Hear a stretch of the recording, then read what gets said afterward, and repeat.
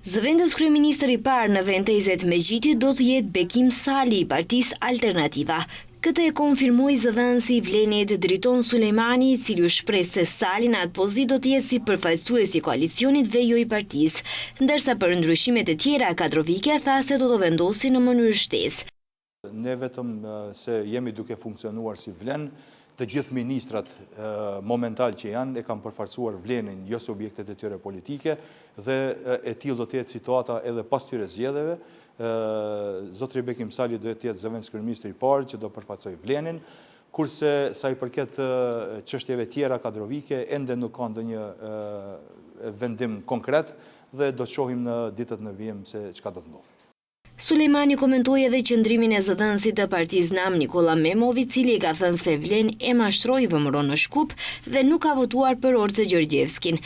Thotë se Memov këtë e ka bërë për të marrë vëmendje mediatike.